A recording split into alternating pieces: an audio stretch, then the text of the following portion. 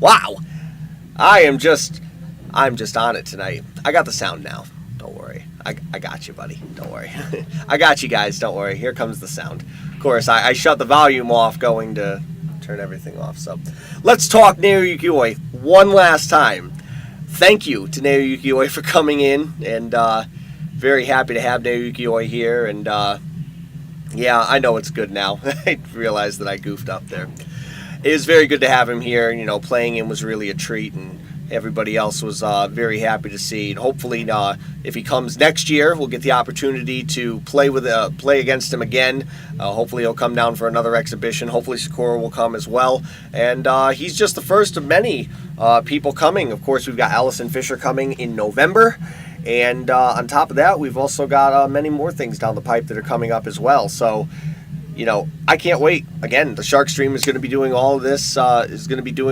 Live for you as well. So you're not only going to be able to play, but also you're going to be able to go back and watch on the Shark Stream and see all of these great players playing for you in the future days. That said, there's a big tournament coming up, and that's why Naoya Ukioi is here. He's going to be traveling very, very shortly to go down to this tournament, and that is the International 9-Ball Open. We're very, very happy to have him there. And, you know, the tournament is going to be absolutely huge, and I can't wait until we go into the next couple of days, of course. I've got it. Sorry, somebody came to tell me that there was no sound, but I've got the sound now. Everybody knows that we got all the sound there. Thank you guys, Jason Longo, for listening in. We're very, very happy to have you guys in there. And, you know, as we go into the next couple of weeks, we've got the International 9-Ball Open coming, 160 players in this major event, the winner getting $50,000. If you think about it, it's going to be a who's who of pool, and every player that you can think of is going to be there, with the exception of some of the Asian players, because of course a lot of the Asian players are unable to make it over here from both China, Japan, and everywhere else over in Asia because of travel restrictions thanks to COVID-19. So again, we'll be missing some of our top tier players such as Wu Cha-Ching, the Ko brothers, and many other players that are coming over from that area as well. So unfortunately for that, the International 9-Ball Open will still go on without them, but at the end of the day, there's still going to be a lot of great players. And you can figure out where to see all the brackets. Of course, digitalpool.com, I'm sure, will be holding a bracket for them. Q-Score is going to be holding a bracket. Andy, I'm going to be kicking it solo for episode 20 here because we are in... the Shark Stream must go on, even though Bobby is a little bit tired, of course. Shark Talk episode live has to go on. I'm not going to miss an episode because my partner is sleeping. That's all right. He's not really sleeping, but he is tired after his fishing trip with Oi today. So that's the reason that he's not in the booth. But thank you guys for joining in. And you know something? I think I can do it for one without him, but... we have a lot coming on. I really wanted to give you guys a good look at what was going on with the American 14-1 Straight Pool Championship. So what I am going to do is, I did already share it to the Shark Stream. So after you're done watching Shark Talk Live, please do stay on the Shark Stream, and you can check out Upstate Al's production of the American 14-1 Straight Pool Championship from Q Master Billiards in Virginia. Of course, that is the pool room that used to hold the U.S. Open way back when.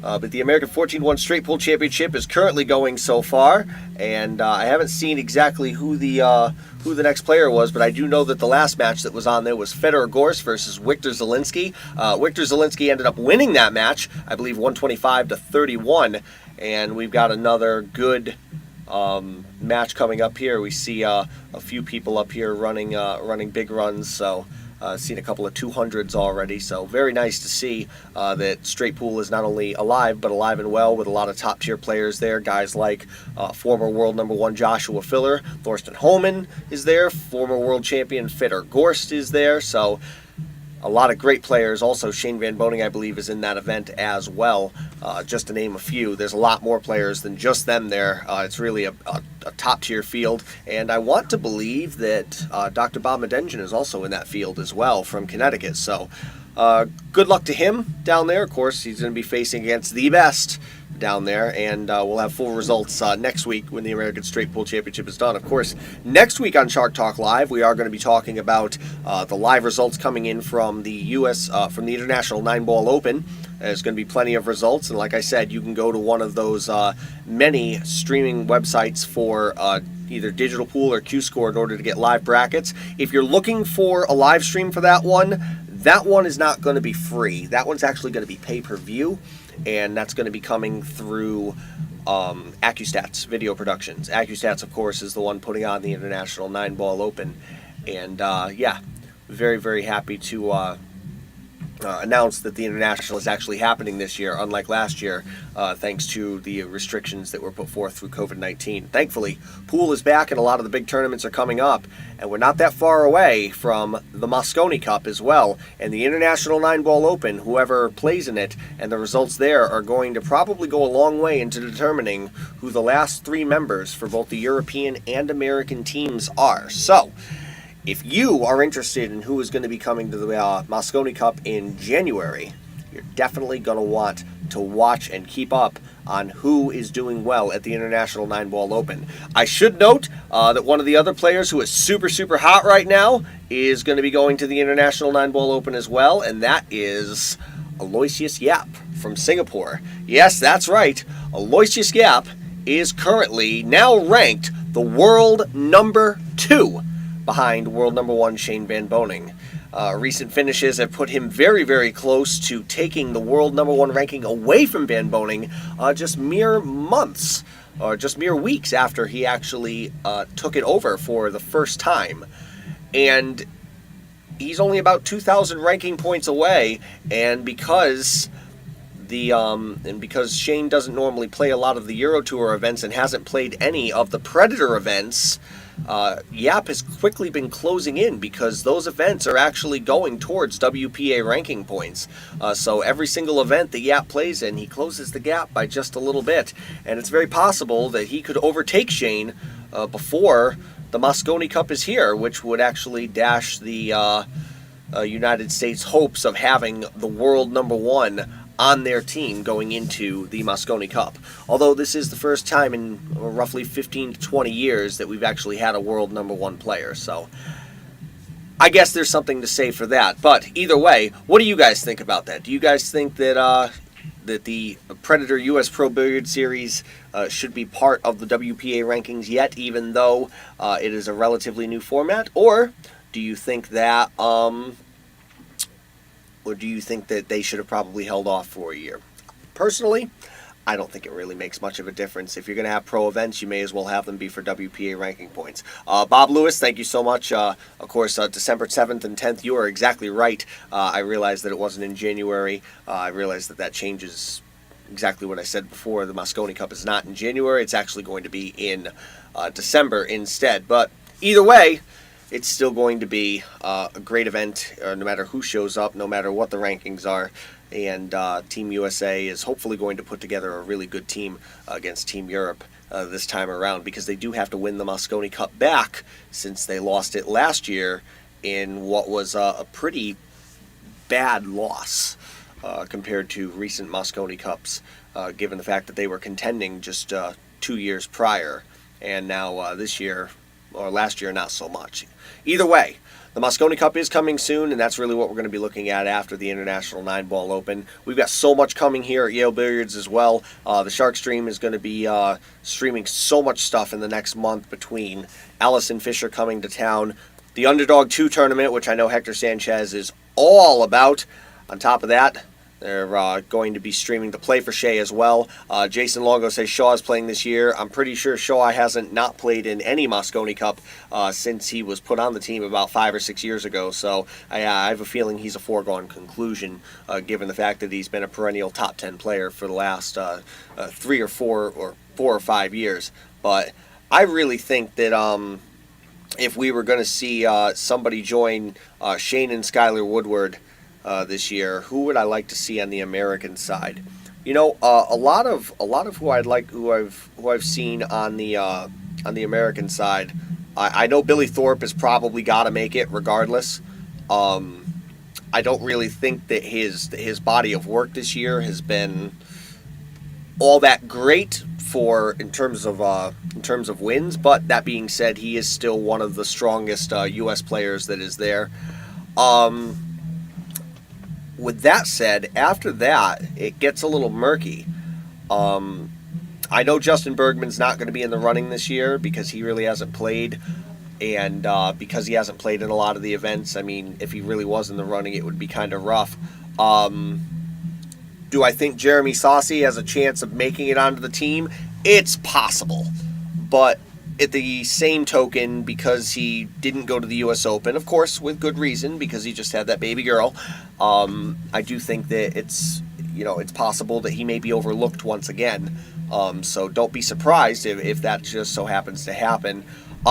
Chris Reinhold did have a decent showing at the Mosconi Cup last year. Did I really like the pick last year? No, not really.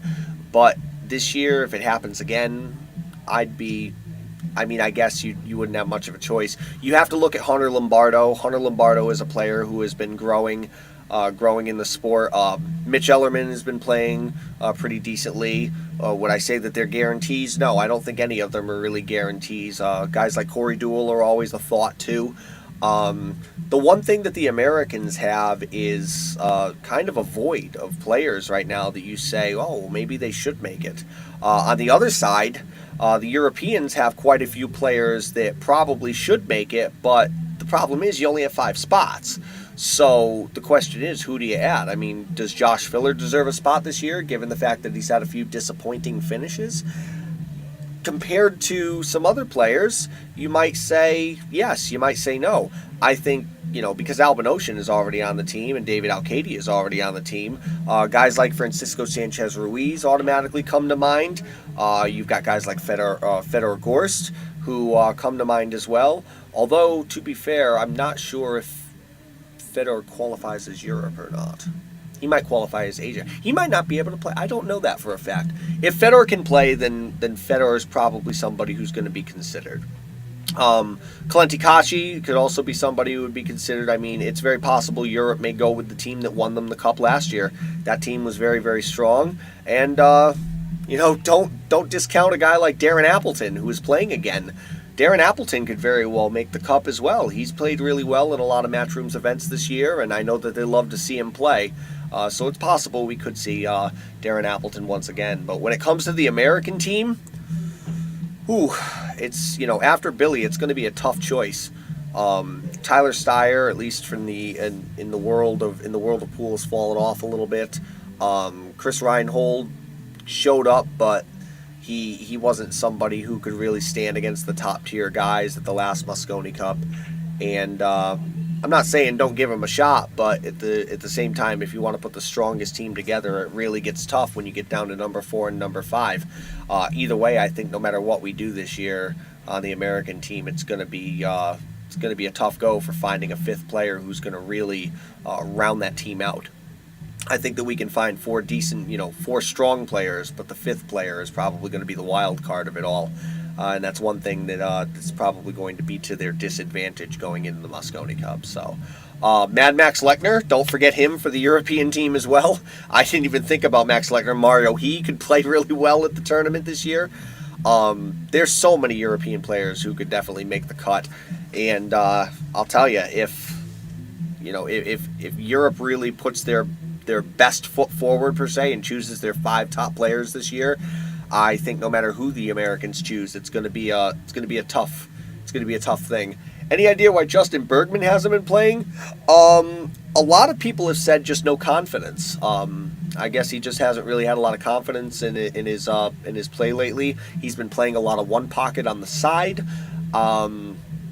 That I've seen, but I haven't really seen him play in a lot of tournaments, and a lot of people that are close to him, from what I've seen on social media, have said that he's just struggling with his confidence right now. I don't know exactly what that means for him, but I do know that he hasn't played in any of the Mosconi Cup ranking events, and if he were to even play in the International Open this year, which I don't think that he is, I don't think that he would even be considered, even if he had a strong finish. I don't think it would be like a couple years ago when he made the team.